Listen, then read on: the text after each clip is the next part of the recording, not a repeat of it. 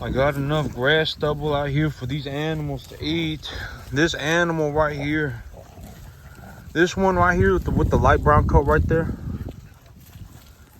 I think she cut her mouth on something. This one right here, I think she cut her mouth on something. She is drooling a lot. When she eats food, when she eats corn, she drools like huge puddles of drool. And I think she cut her mouth on something while she was eating out here. So I'm keeping an eye on her. I'm gonna give it a few more days, and if that doesn't clear up, I'll take her to the vet to have them look at her mouth. I'll take them to the bovine specialist to take a look inside of her mouth. But yesterday I did tell the man that sold me these Black Angus heifers that I will be buying animals from him again. So I got everything just about situated. I got everything. I got my money planned out. I got everything just about planned out. Here in about a week, I'll be bringing in more animals. It may honestly be about 2 weeks because I got something going on next week.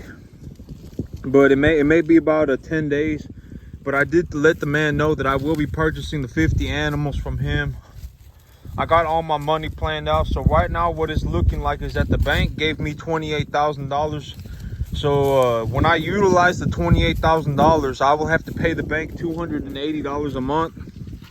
And so my big plan right now is that for me to purchase the animals, it's going to cost me about $37,000. Hey, Lucy. It's going to cost me about $37,000. And so I'll need to put in about $9,000 of my own money, as well as the $28,000 from the bank's money. And then I'll be able to purchase the animals.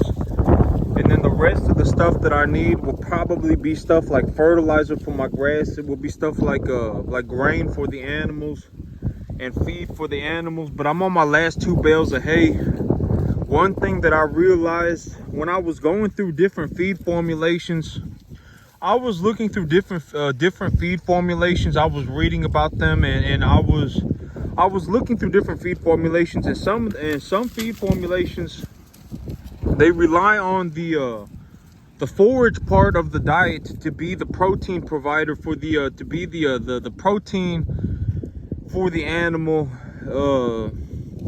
Like there are some feeds that rely on the forage, but there are also some feeds that rely on grain. And one thing that I've realized while I've been doing this is that I don't want to feed round bales anymore, because these round bales that I got sitting out for these animals right now, when the animals start chewing at it, it will start breaking the bales apart. And when the bales start breaking apart and they get wet, the water will soak through the entire bale, and then it will start heating up and decomposing and molding like a pile of wet grass.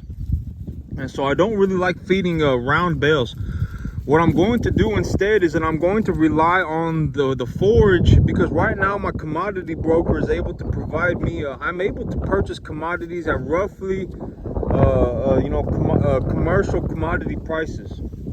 And so I would rather utilize the grain portion of their diet to feed the stuff like the TDN. So if I need to add TDN to these animals' diets, if I need to add protein to these animals' diets, I would rather utilize the grain portion of their diet to fluctuate those numbers instead of utilizing the soybean hay. Because right now, okay, so the soybean hay right now, it's got a 60% TDN, and it's also got a 16% protein.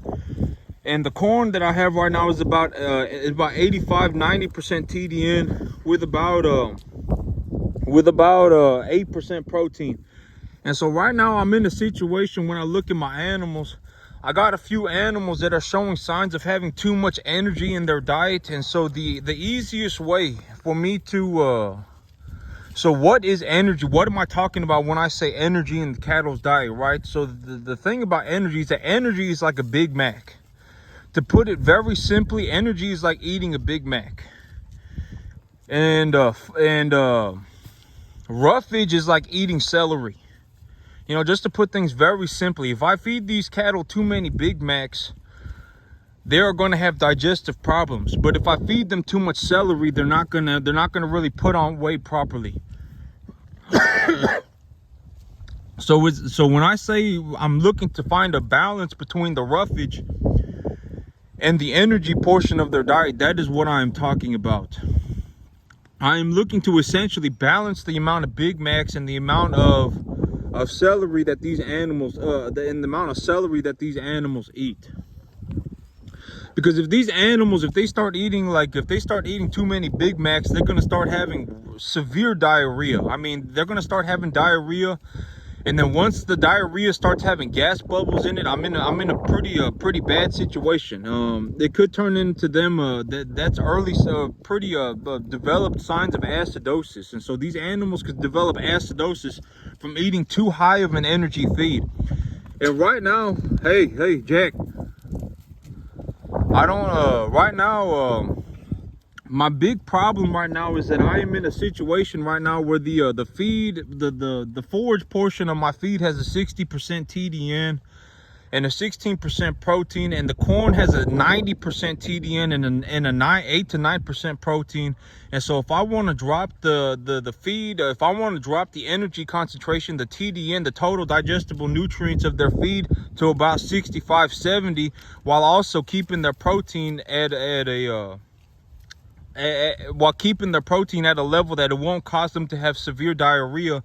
For the larger animals, like if I am trying to give these animals a feed that is 11% protein, 12% protein, that is at 65% TDN, I can't really get to that number utilizing the soybean hay and the corn, because the corn has too much energy in it. The TDN levels of the corn are too high, and so if I push the amount of corn in these animals' diet, that increases the amount of, or that decreases the amount of protein in their diet, because the other portion of their diet is the soybean hay. And if I want to take that 16% protein soybean hay and I want to take it to 11-12% protein while also keeping it at 65 TDN, I can't do that by mixing the soybean hay with the corn, because the corn is at an 85-90% TDN at about 8-9% protein. And so I would have to push their corn up way too high to get the protein levels that low. But then at that point, the TDN levels are too high and these animals start having acidosis. And so that's one of the problems that I am having right now in my cattle herd. But luckily I have grass out here. I have this, I have enough grass out here. In terms of feeding 12-15 cattle, I can feed 12-15 cattle on 1 to 2 acres of even just like kind of a pathetic grass like this. This is just stubble. I barely, this is kind of like stubble. It ain't really even like a grass field. This is just sorghum Sudan stubble. And these animals, I got enough grass out here to feed 12-15 animals, even on just 1 acre of land. Zero problem. I mean, these animals could stay out here and eat grass all day if they felt like it. And so luckily I'm not, it's not luck, right? I mean, I planted this grass and everything. And so these animals, as of right now, I'm not really in any sort of major of a problematic situation, because I do have this grass sitting out here. But I am on my last 2 bales of soybean hay, and I told I've been creating I've been formulating different diet plans for these animals, and I've decided that instead of utilizing I'm going to utilize more of a substantially roughage type of hay for these animals. So instead of going with soybean hay that is 60% protein and 16% TDN, if I can, what I'm going to look for is a hay that is 8% protein, or somewhere around 8% protein, and about 55 TDN, 50 TDN, and then I'm going to mix that with a distiller grain. And so I'm going to utilize the commodity grain portion of their diet to fluctuate the amount of TDN and the amount of protein in their diet. But stuff like this, when the animals chew on stuff like this, especially the small animals, the brushy weeds, this is this kind of stuff that cuts their mouth open, and they'll get infections in their mouth, and they'll start developing abscesses, and then they'll start having the problems like that. And so yeah, but that's also one very important reason why you got to clear the brush off the field before the animals get on it. Either plow it or herbicide it, and get the brush off of the field before the animals start eating it. Because if they start chewing on that stuff and it cuts their mouth open, they'll get bacterial infections. But I think that's what happened to my little calf right here. She is salivating excessively. Like when she's up at that feed grain, when she's over there eating feed, I mean she's probably got like a half an inch of drool in the feed bin. And so, yep. But these animals, I did get everything squared away here in about probably about 2 weeks, 10 days. I'll be bringing in these Black Angus heifers. If you know, that's what it's looking like right now. I told them I would do it, and I am going to do it. I just need I got something going on next week, that's the thing. And so but I'm going to get everything crunched together, and I'm going to get it all figured out. But these animals, you know, like when I do these things, I don't really have an opportunity to make a mistake, right? That's the thing about making, you know, that's the thing about making $200,000 a year and stuff like that. I mean, you know, I took a look at the numbers, and when I look at my numbers, you know, I probably will make about $200,000 this year. And you know, I'll probably have about $80,000 of business expenses, so I'll probably come home with about $120,000, which is very good for farming cattle on 10 acres, commercial cattle on 10 acres. I am doing very well for myself. But you know, the way for me to make money like this is that I have to put, you know, I have to put everything that I have into my cattle all the time. And so I don't really get an opportunity to make a mistake. If I make a mistake, that is a horrendously bad situation for me. Yeah, because I put everything that I have into running these cattle. And so if I make a mistake, I'm the one who has to pay for it, right? And so, I mean, it may sound cool. Oh man, this guy runs cattle and he makes $200,000 a year. But a lot of people, I mean, you're gonna get to see that when I, you know, it ain't all easy, you know. I mean, none of this is actually easy. I just make it look easy, right? I mean, like if I watched LeBron James play basketball and I said, oh man, that looks easy, I mean, I'd be stupid, right? I mean, it's horrendously difficult. And so all of you know, I don't really get to make mistakes. And so when I make my plans and stuff like that, they need to be extremely in-depth. And a lot of the plans that I make come from the information that I've collected in the past. Like, oh man, if I feed these animals, you know, like when I'm having to formulate a diet plan for these animals. Oh man, if the forage part of my diet has a TDN of 60% and a 16% protein, and I mix it with the corn that is 85-90% TDN at 8 to 9% protein, when these animals hit about 7.5 weight, I won't be able to push the protein in their diet low enough while keeping the TDN at 65-70%, and it will cause acidosis in my animals. So I need to produce a different feed schedule I need to produce a different dietary plan for these animals. You know, because I may end up in a situation where I need to feed a total mixed ration for these animals. And if it comes down to that, I will be having a lot of difficulties if I don't have, especially because the only real way, you know, because if I start going out of my way and I start purchasing feed from feed mills and I start having them mix it for me and formulate these plants for me and stuff like that, the big problem with that is that the feed mills, they're going to charge for everything, right? They're going to charge to you know, have the nutritionist. They're going to charge to mix it. They're going to charge to everything, you know, deliver it, everything. And then at the end of the day, the feed comes out to be about $350 to $400 a ton, and you know, delivered. And if I formulate the feed myself, I pay about half of that price. I pay about $200. I pay about $215 a ton.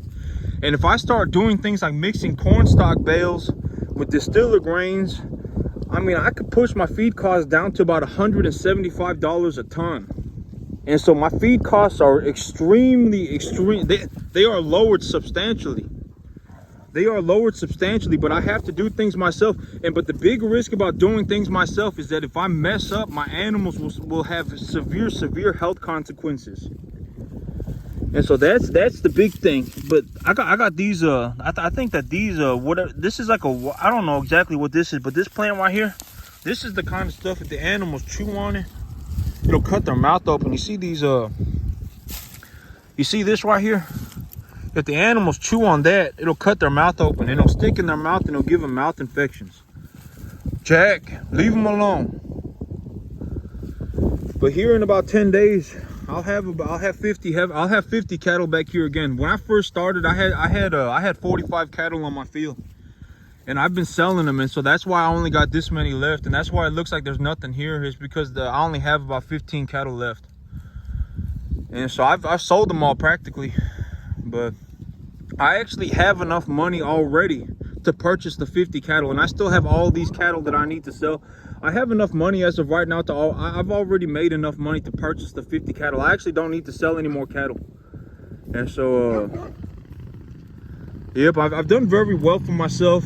You know, I've done very well for myself, and I ain't really I mean, it keeps me up at night to think about that you know, I'm gonna have to do it all over again. But I ain't really scared or nothing like that. I mean, you know, I've decided that, well, I mean, this is what I do, right? I mean, objectively speaking, I probably am one of the, you know, I probably am one of the most profitable cattlemen that I've ever seen. In terms of just flat out making money, I haven't heard of anybody that can make money like me on such a small piece of land. And the money speaks for itself. I'm an extremely capable cattleman. I make a lot of money running cattle. My cattle look very good. You know, I do very well for myself. As long as I have cattle and as long as I have land, I can make myself money. I can make a lot of money. I can make as much money as I want, right? As long as I'm willing to work, you know, as long as I have an hour in the day. If I feel like working, the thing about farming is that if I farmed 24/7, every single hour of every single day for the rest of my life, I would still have work to do, because farming is one of those things that people are going to have to do until infinity, right? Somebody's going to have to be farming until the end of humanity, because I mean, human beings need, I mean, people need food, right? People need food at the end of the day. So if I wanted to, if I really felt like it, I could work 7 days a week, 365 days a year, 24 hours a day for the rest of my life, and I would still have work to do. And so, you know, I can make as much money as I want. And, you know, the idea of can I make money is not even a question, right? I've made so much money already.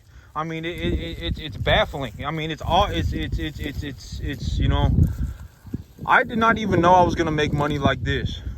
And then when the check started hitting my bank account, I mean, you know, I didn't know that I could even make, you know, $30,000-$40,000 a month. Like, I didn't even consider that, right? But when I look at my life right now, as long as I'm running cattle, if I wanted to, I can make $40,000 a month, zero problem. I mean, it ain't even a big deal. You know, I know how to get it done. That's the thing, is that I know how to do it, right? Because if I don't know how to do something, that's when the things become problematic, right? But if I know how to make money, if I know how to make if I fundamentally understand how to make $40,000 a month, I could legitimately lose everything, like lose all of my material possessions and start off with nothing tomorrow and and within a month I would start making $40,000 a month again. Like I could rebuild all of this in a month, because I know it so extremely thoroughly well. I know I know what I'm doing. That's the thing, and that's what makes me money. But that's it for me today, YouTube. Y'all have a good one.